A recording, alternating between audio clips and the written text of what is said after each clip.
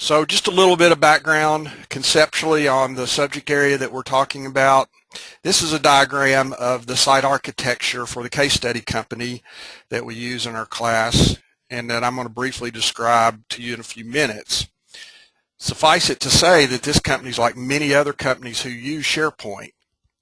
Over time, they've ended up having multiple SharePoint sites with multiple libraries in those sites where documents get stored. One of the things that this has caused is a sense of sprawl in the company. People feel like there is very little control over where documents can get stored and how they are preserved. This has led to some people in the company verbally saying that SharePoint is a mess.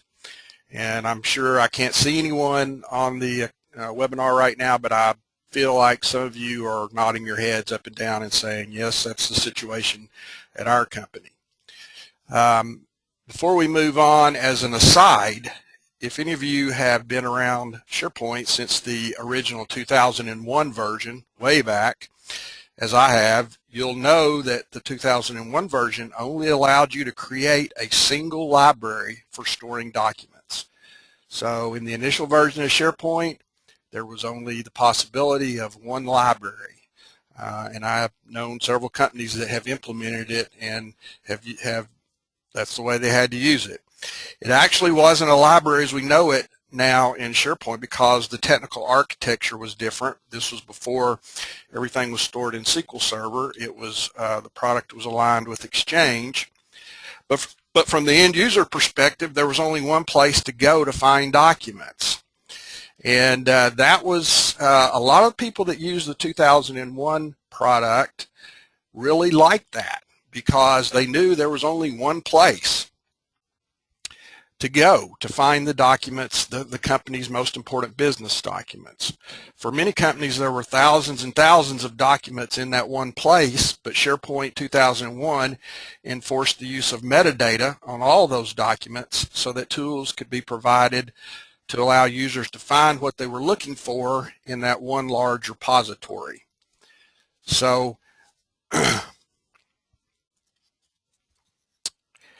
SharePoint 2003, 2007, 2010, and 2013 really made a complete reversal in the philosophy of where documents should be stored.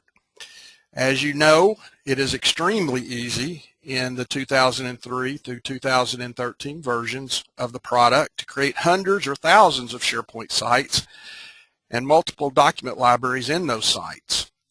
The end result is that many companies end up with hundreds, thousands, and even millions of places to store documents. Therefore, the out-of-the-box ease of creating sites and libraries has contributed greatly to document sprawl. Furthermore, the generic out-of-the-box behavior for creating new documents and uploading existing documents has contributed as well. So using the new document button, as is shown on this slide in the clip on the right, and the add document link in a library is very fast and easy for your users. But if you use it as is, just as it comes out of the box when you set up SharePoint, it really doesn't take advantage of two very important features that can help combat the problem of document sprawl. And those two features are managed metadata in SharePoint 2010 and above, and content types starting in SharePoint 2007 above. If you use those features, that enables a much greater level of control over how documents are stored and what you can do with them using some of the more advanced document management features. And there's really a long list of advanced document features that became available in the 2007 and 2010 version of SharePoint that are designed to help companies have better control over documents in SharePoint and combat the negative aspects of document sprawl. Microsoft, in all their marketing materials and to a certain extent in everything they publish, will refer to this long list of advanced document management features as enterprise content management. And that is a good term probably to use to lump all of them together. The problem is that term to many people in many organizations doesn't mean a lot.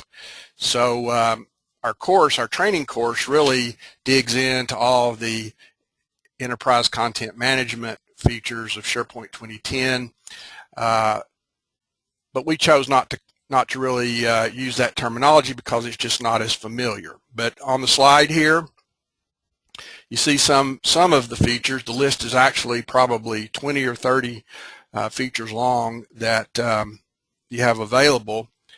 And you may be using some of these, such as content types or managed metadata. But my experience is that most companies still have not taken full advantage of them. One reason is that to fully utilize them, an overall plan or strategy for document management in SharePoint needs to be developed. And this is something that a lot of companies find very hard to accomplish, often for organizational or political reasons. To develop an overarching plan is not necessarily a tremendously hard project or long project, but it requires a lot of cooperation, typically across departments, across divisions, and organizing that kind of project in many companies is difficult to do. Getting the cooperation is difficult.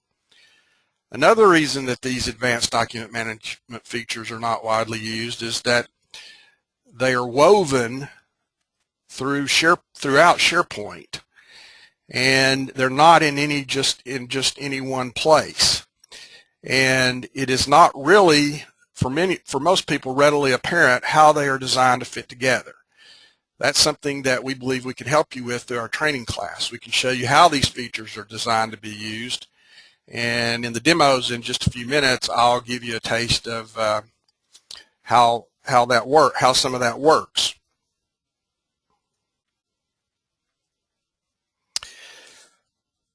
The good news is that the advanced document management features of SharePoint work well together, and you can do some incredible things once you have a good design for your document management system and know how the features can be configured to support the design. The bad news is that the list of features is very long, and the complexity of document management requirements is so great in most companies that putting it all together can be like assembling a very complex puzzle. Nevertheless, there is hope. We've seen it all come together in our internal SharePoint environment here at SharePoint Solutions and in the environments of many of our students and consulting clients. So if you stick around for my demos, I think that I can show you a couple of quick examples that will give you some ideas about how it might come together for your company.